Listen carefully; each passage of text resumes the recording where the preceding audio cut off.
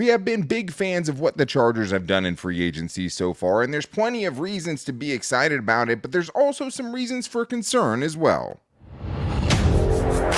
You are Locked On Chargers, your daily podcast on the Los Angeles Chargers, part of the Locked On Podcast Network, your team every day.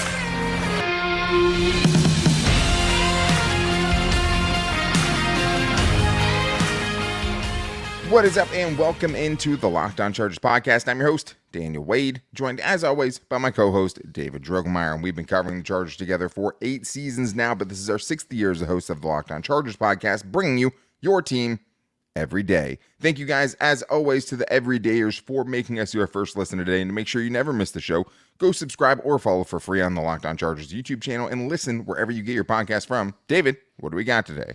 Well, Daniel, with the Chargers cap issues, we knew they weren't going to have a whole lot of money to spend in free agency, but I think we're both fans of what they have done for the most part. Not a lot of money, but I feel like they've been very, very concentrated with the people that they have brought into the building. So we're going to get into some free agency grades, tell everybody what we like, what we don't like, some things we're concerned about, and things that we're optimistic about as well. Yeah, and like we've talked about before with Tom Telesco, right, there was way too many, home runs and strikeouts, and he had some really good signings, but he had some disastrous ones as well. I think there's a lot of singles and doubles in this class so far, but still some work to be done. But today's episode is brought to you by FanDuel. Make every moment more. Right now, new customers get $200 in bonus bets with any winning $5 bet. That's $200 if your bet wins. Visit FanDuel.com/lockedon to get started. David, I kind of wanted to do things differently for this free agency grade show because we've done free agency grades in the past, but I wanted to get both sides of the story. So I thought for this class, we could get into reasons to be excited, but also some fair reasons to be concerned as well, because I think one of the things you see from this class is the Chargers kind of betting on a lot of players to have bounce back seasons, which I think is one of the reasons to be concerned. But I think there's also a lot of reasons to be excited about how they specifically, the precision, the intention that they've gone into this free agency class with. Absolutely, yeah, and I think for me, it's all about securing the depth. That's what I've seen as a big pattern on both sides of the ball for me, and that's very encouraging because in many a season that we have covered the Chargers, we have said, man, there's one particular position group or two position groups that just doesn't have the type of depth that we want heading into the season. And there's just been obvious holes that we felt like they could have addressed that earlier. And in this offseason, the way this has started for free agency, I feel like the Chargers have done a very, very good job of going out there and finding a need and addressing that need with a quality option. I think the thing that has me most excited about this class is just the new regime, general manager Joe Ortiz, new head coach Jim Harbaugh, just doing exactly what they said they were going to do, right? And one of the things we've talked about, early on with Jim Harbaugh is just like, you can't just flip a switch and say, hey, we're a mentally tough team, we're a tough team, we're a physical team, right? You're not going to want to play us. Right. You can't just do that. You have to actually bring the people in. You actually have to get the players to buy in and things like that. But to me, they've done exactly what they said they were going to do. And with every single player, every single signing that you've seen kind of the vision on how they plan to use them and also the exact need that it fills, exactly why they're doing it. And it just seems very intentional to me. I think the other big thing here is just you've done very good with the compensatory formula, right? Yeah. You've done exactly what you had to do, knowing you had to fill a ton of holes, but you're also trying to get some extra draft picks. You've done well in that regard. And you also haven't jeopardized your future because the signings that have been made, we don't know a couple of them, but I know that they're going to be smaller deals. And the ones that have come out, I mean, nobody has signed for more than $5.5 million per season at this point. And nothing has been more than 2 years outside of Will Dissly, who is 3 years, right? Right. None of these things are going to tank you in the future. There's no J.C. Jacksons in this class, right? And I do think that is one of the reasons kind of you could be concerned as well when you look at this class as a whole. There's no, legitimate Pro Bowl dudes who you say are going to step in and play at a super high level right away. You're hoping to get average at a lot of places. And the Chargers have had such a top-heavy roster that when guys go down, when you have weak links on either side of the ball, it's just disastrous. It's like you have a really good player and then two of the worst players in the league at those positions, and it just totally doomed them. You're only as strong as your weakest link. Yeah. They have much stronger, weaker links, right, I think, in this class. But you also don't have those marquee signings that make you be like, oh, this guy's going to be a star for the Chargers right away. That's right. That's what I was going to say. As far as the concerns are for just the class in general, is there's not a lot of star power. There's not a lot of no superstars at any kind of given position that they went to address. But what they did do is they were able to reduce that floor. You know, that cavernous drop from, you know, somebody getting hurt to the next player in line. You feel like you have somebody that's competent that you can replace them with. But yeah, not a lot of superstars, not a lot of guys that are game wreckers or game changers in the class. But the Chargers just didn't really have the money to be able to bring in those type of players.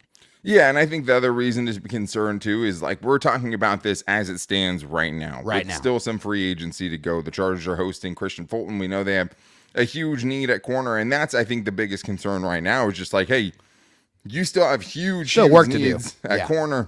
You have a huge need at wide receiver. You need more capable bodies at safety, at the defensive line. You could argue linebacker. You could argue the interior line with the guards and things like that. So there's still a lot of holes to be filled and still some questions that had to be answered. Even though they've given themselves some flexibility, it's still easy to see kind of what they need to do still. And I think the other big thing as far as concern is almost every single player is an older player for the most part, and almost every single signing, you're hoping that player can bounce back. Yeah. And I think there's a lot of reasons to think a lot of these guys, especially having seen them in the scheme that the Chargers are going to run, can bounce back, but you're still putting a lot of eggs in that basket, right? And getting much better play than from what we saw last season from a lot of these guys. So let's get in our free agency grades, David, and let's start with the first free agent signing. That is Gus Edwards, the running back from Baltimore. I have a pretty high grade on this one. What did you give him? I have a very high grade on this one. Gus Edwards is the type of running back I've been wanting to see the Chargers sign for a very, very long time. Just a thicker, beefier running back, a guy that can really run in between the tackles, that can break tackles. My grade's a B+. I'm very happy with this move. This is my highest graded acquisition as far as free agency is concerned. The reason why I'm excited is because when he played under Greg Roman, the Chargers offensive coordinator, from 19 to 22, he averaged over 5 yards a carry. So he's very comfortable in this system. He understands the system. He's had a lot of success in the system. The reason to be concerned for me is he's never been a feature back. He's always been part of a running back by committee type of situation in Baltimore. So is he ready to step in and be that main ball carrier, bell cow back for the Chargers? Yeah, that's a great question. And I think another part of just not knowing what this team is going to look like fully, and, you know, after the draft, you could feel a lot differently about that. Yeah. I ended up giving him an A-. This is the highest grade that I have as well. I think, you know, knowing the fit, knowing what he brings physically, right? Physicality-wise, knowing that he fits exactly what the Chargers want to turn this offense into, which is something you don't want to play, something that's going to smack you in the mouth. Yeah. Also, someone that's going to make you better on short yardage situations, right? Nobody's ever been afraid of the Chargers on short yardage situations. They had so many times where they'd run into lose a yard on 3rd and 1 trying to pick up a first down. That's much better with Gus Edwards. He was 4th according to Warren Sharp on goal line short yardage situations, and the dude had 13 touchdowns last year. Yeah. I think the other thing is not a ton of mileage, right? Because he's always been part of a committee. He doesn't have a ton of tread. He still has a ton of tread on the tires. Still a lot of reason to think he can get back to that form he had with Greg Roman. As far as the concerns go, we're still talking about a 29-year-old running back. We're talking about a dude who's coming off the worst yards per attempt of his career. So I think when you're looking at the concerns, the concern is this. Is he that player? Is that the start of his decline, right? And I think that'll be a lot of these players. And I also think, not someone who's going to get you a ton of explosive gains. He kind of is what he is. And his career high in receptions for a season is 12, right? So this is a limited kind of run the ball only type of a player for the most part. It's not Austin Eckler who can do both of those things and excel at both of them, right? But this is someone who's going to run in between the tackles and fit this offense much better than Austin Eckler ever could have, right? So I think a lot of reason to be excited, still some reason to be concerned, but to me, it's a solid A-. You needed to get the fit at running back that was going to bring you that physical type of play that people aren't going to want to play. He brings that to you, and you still have a chance in the draft to get someone who complements him well and really fill out that running back room in a way that I think you could get a good 1-2 punch while also not needing a rookie to kind of be that bell cow back right away, or to, shoulder that type of responsibility, shoulder those high leverage situations in the red zone, on the goal line, in short yardage situations. You can let them kind of ease into it and get someone that fits around what Gus Edwards does well. But we still have 6 more free agency grades to get into, including the tight ends. I have one tight end graded quite a bit higher than the other tight ends. We're going to talk about that, and also Bradley Bozeman, who I gave a very good grade, mostly based on what we talked about the other day. I think there's, he's a capable starter. So we're getting into those grades and more in today's Locked On Chargers podcast.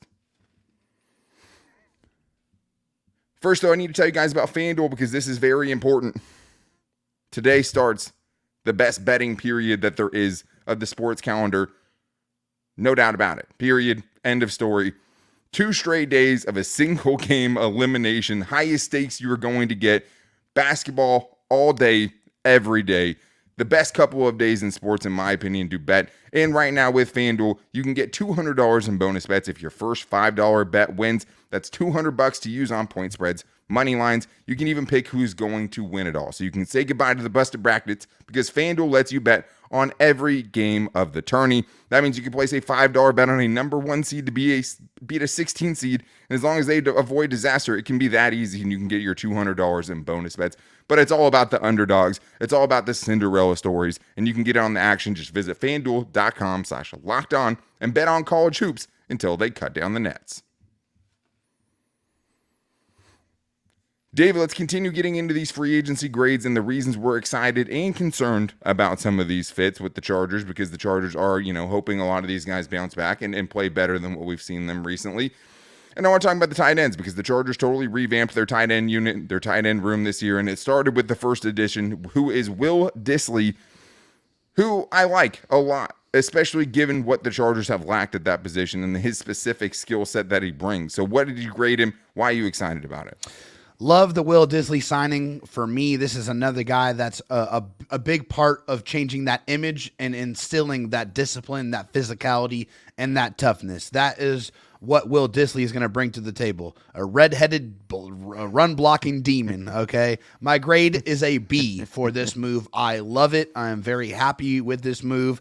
And the reason why to be excited is just like what I just said. He's a fantastic run blocker. He had the second highest run blocking grade among tight ends, minimum 100 run blocks. That's a 77.2 grade. He's also a fantastic pass protector as well. As far as reasons to be concerned for Will Dissly, he's not much of a receiving threat. His top years, 34 catches, 349 yards, and 3 touchdowns. So that's something that is probably, you got to be cognizant of that with him. I like the contract, 3 years, $14 million. I think that's a good value, but it's a solid B for me for Will Dissly. I have him as a B+, and I think some of these are just me being a little bit biased because of the things we've shouted for and the things we've begged for in years past, right? This is the guy who is bringing in the kind of role that the Chargers hoped Trey McKitty would once upon a time, right? Unfortunately, they just assumed Trey McKitty would get better, and they just stuck with a guy who couldn't block as a blocking tight end for most of 4 seasons, right? Will Dissly helps that, and that's why I have a B+ for him. Should help your run game instantly. I'm a big fan of his game just because, he does the dirty work, right? Yeah. He does the things that don't show up. He's happy to do it too. Yeah, he does the things that don't show up in the box score, and that's kind of cliche. But the Chargers have missed someone so badly that is not, that isn't there to be a receiving option, who is just there to put his nose into the ground, into somebody and just be that physical, dirty player. But you get what I'm saying. Willing to do the dirty work kind of player. Doing something that you're not going to get celebrated for, right? The bring your lunch pail to work type of guy. Totally. Ready he to fits clock all in those things. And knock some skulls, Yeah, absolutely. And the Chargers really wanted to improve their run game last year. They brought in Kellen Moore. The one thing that they neglected is they didn't care that they didn't have any tight ends that could really block at an effective level. And it Will showed. Dissly fixes all those things. Obviously, reasons to be concerned. You're giving a 3-year deal to someone who's not much of a receiver, much better blocker than a receiver. His play could drop off and you're on the hook for him for 3 years. I think he's a pretty unspectacular player. He's not a tight end one. He doesn't, really fill the tight end of the future role for you, but what he does do, he should do extremely well. And they also complimented him with someone who really fits well next to him in Hayden Hurst, someone also that has experience in Greg Roman's system. David, what did you give Hayden Hurst, the Chargers, I guess, quote unquote, receiving option for this group in this free agency class? Yeah, I was less so excited about Hayden Hurst just because I feel like there's probably a couple other options out there in free agency I probably would have preferred that they went after, but they signed Hayden Hurst. My grade is a C for Hayden Hurst. The reasons to be excited for him is, he has 2 seasons over 50 catches. He does have some production there. He also has some familiarity with Greg Roman and Joe Ortiz. And those relationships are very, very important in the NFL. You're going to see that in players. You're going to see that in coaches. The reason to be concerned here is the injuries. It's the concussion injury more specifically.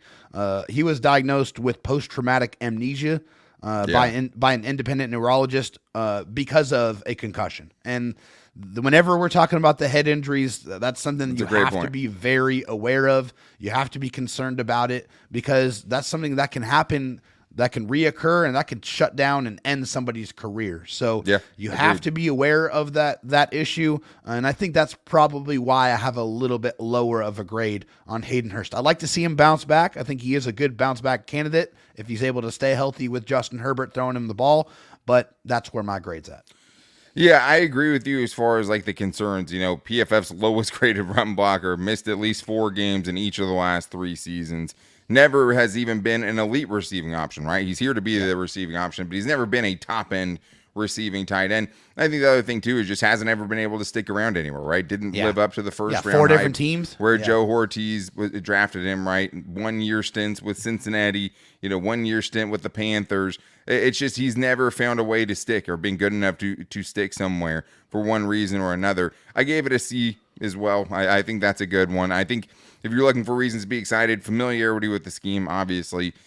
50-plus catches and 400-plus yards only 1 season ago, right? Last year had a bad year, but he's only a couple of seasons removed from having that 50-catch, 400-yard season in a season that he missed 4 games, right? So, that would have been a pretty solid, 60-catch, 65-catch, 500-plus yard season. The Chargers haven't had very many of those at the tight end position. So if he can stay healthy, he could have a really, really solid season, and I think he's good in tandem with someone like a Will Dissly, and also doesn't stop you from addressing it later on, right? Let's get to Bradley Bozeman here really quick, David. We sung his praises the other day. Love the move. Another, one of my higher grades for sure. What did you give it? Yeah, another one of my higher grades as well, just because we knew that the Chargers needed to go get a veteran center. That room was really, really thin. I think we all can say at this point that Corey Linsley is going to retire. I know they say it's 99% chance, but come on now. Let's be real with ourselves. It is what it is. We respect his wishes to kind of do it on his own terms for sure, but there's just no percentage of you that can – you have to assume he's retiring at this point if you're the team. That's exactly right. For Bradley Bozeman, the grade's a B for me. I'm very, very happy with the move here. He's an excellent run blocker. He's another guy that's going to bring that physicality and is going to get in your face and try to run you the heck over. He's 6'5", 325 pounds. He is a monster in the middle, and he has been one of the top run blocking centers in the league, according to Pro Football Focus. 71.6 run blocking grade since 2021, which is 11th amongst all centers. And he's been in the league. He's 6 years in the league. Also has versatility. He's got guard snaps and center snaps, over 2,000 for each of those positions. Reasons for concern: he's much more of a run blocker than he is a pass blocker. That is definitely something you have to be aware of. But I think with Justin Herbert's ability to really, move and maneuver in the pocket, and also just being with a more veteran quarterback, I think it's going to look more like his norm than what happened last year for Bradley Bozeman. I agree. He's coming off his worst season statistically. What we saw last year could be the start of a decline for him, or it could have just been him being in a disastrous organization too. And you're also just betting on him having to regain his form from a couple of years ago when he was with Greg Roman, right? Yeah. I do think the reason I ended up giving this a B+ is because I think it instantly helps the Chargers running game. You're getting a smash mouth player, and I do think those numbers should come way down. You're also getting a guy who had his best seasons under G-Ro, which is what we call Greg Roman now, thanks to Will Dissly. Fits well in the offense. He's, like Corey Linsley was good in run blocking too, but this guy is basically as good as Corey Linsley was a run blocker, way less of a pass protector than he was. Yeah. But he should instantly be much better for your run game. And I think the reason I'm giving it a B+ is because at the very, very least, you draft your center of the future in this draft. He beats out Bradley Bozeman. You at least have him pushing either of those guard spots who both underperformed last year. It's a great and gives point. you the best depth on the interior that you've had in a long, long time, right? Like we can talk about Bradley Bozeman. People can bring up his PFF numbers. We're talking about Justin Herbert, who had Dan Feeney as his center, right? This guy brings you a capable starter to make sure you don't have Will Clapp for a whole season, to make sure you don't have Brendan Hymas for a whole season. At the very, very worst, if not him just being a solid center, someone in the middle of your running game, someone that can be that connector that can turn 3-yard runs into 12, 15, 20-yard runs. Yeah. That's what Bradley Bozeman can do, and he can do it while smashing you in the mouth and being a guy that no defensive lineman in the fourth quarter is going to be wanting to be lined up against if the Chargers have a lead. So that's the reason I like that move so much. And there's more moves that I liked as well, including Denzel Perryman, who always just have a, special part, because I think the underrated part of him is the leadership he's going to bring and just how good of a locker room guy he is. And Poona Ford, I think one of the more underrated signings of the Chargers offseason. We're going to grade those guys and more in today's Locked On Chargers podcast. This episode is sponsored by BetterHelp. It can be easy to ignore our social battery and spread ourselves thin, especially with social gatherings picking up after the winter. What's the right amount of socializing for you, and how do you recharge? I can tell you guys I had to deal with this over the weekend because I had my baby shower and also just found out my baby might be coming in like a week and a half.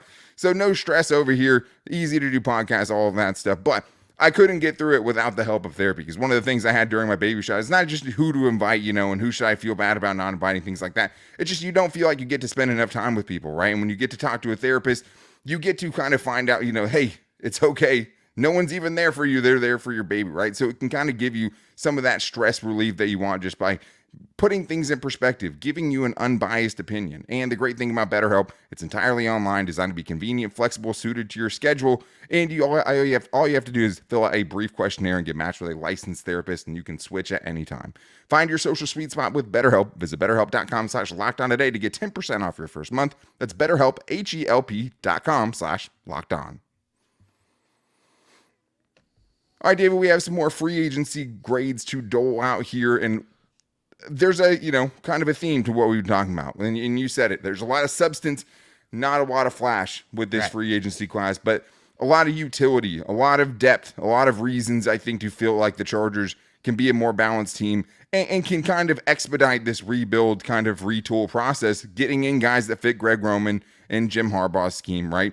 And also finding guys for cheap because you don't have a ton of money to spend. Yeah. But before we get into the rest of these grades, I do want to tell everyone to make sure they're checking out Locked On Sports Today, the first ever 24/7 national sports streaming channel, giving you local experts covering their team every day, the only way that Locked On and their podcast network can provide. So make sure you guys go subscribe to that, the first ever 24/7 national sports streaming channel, Locked On Sports Today.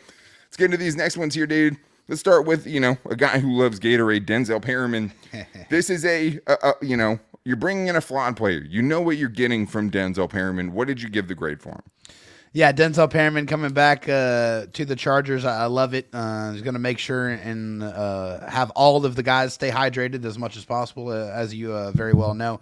It's a B- for me because I love what Denzel Perryman brings to the table. And the reason for excitement is, he's an excellent run defending linebacker. He's a guy that can really key diagnose. He can get downhill in a hurry. If he sees it, he is going to smash through the ball carrier, and he is going to bring the big punishing hits. Yeah. That's another thing about bringing that physicality on the defensive side. One of those guys that is a little bit of a psychopath, which is kind of what they're looking for, right? That's that's the type. I think for reasons of concern, right? He's a liability in coverage. He's a 2-down linebacker. He has a missed tackle rate over 13% the last 2 seasons. So that's definitely something that's a little bit of a concern for me. But for 1 year, $3 million for a guy that's going to come in and really set a tone for you on the defense, I like the move overall. Yeah, and a guy who's going to be 32 near the end of this season, right? He's going to be in his age 32 season. And a guy that just, he has to come off the field on third downs and obvious passing situations. He's a limited linebacker, and if he's your full-time starter at linebacker, he's going to be a liability in coverage. Yeah. It just is what it is. The reason I gave it a B+ is because I'm grading it on its own and not what it looks like for the entire group, because he can't be the only guy. He can't be a full-time starter. But if you can surround him with more well-rounded players or guys that fill the skill sets that he doesn't, I think he's a great move, because he gives the Chargers experience at a position where they're very young. And also, he's a physical player. He's an enforcer. He's the guy that you get when you want other teams to not want to play you. To me, he's the linebacker version of Gus Edwards, right? Gus Edwards doesn't have a ton of catches. Denzel Perryman not going to be super involved in the passing game or the pass defense. I like that a lot. They both do things very well. And you want Gus Edwards on your side in short yardage situations offensively. You want Denzel Perryman and that stopping power, the ability to lay somebody flat, to drive them backwards in short yardage situations on the other side. You don't want to get pushed around. You want to be good on those short yardage situations. Denzel Perryman's a guy that instantly helps that. And if you can surround him with good players, other young players as they develop, and you have him in the right role, I think it's a home run move by the Chargers. But the one that's a little harder is Troy Dye, David, because Troy Dye has been mostly a special teams player, kind of a harder player to grade on this one, just as far as not knowing what his role is going to be defensively. What grade did you give it?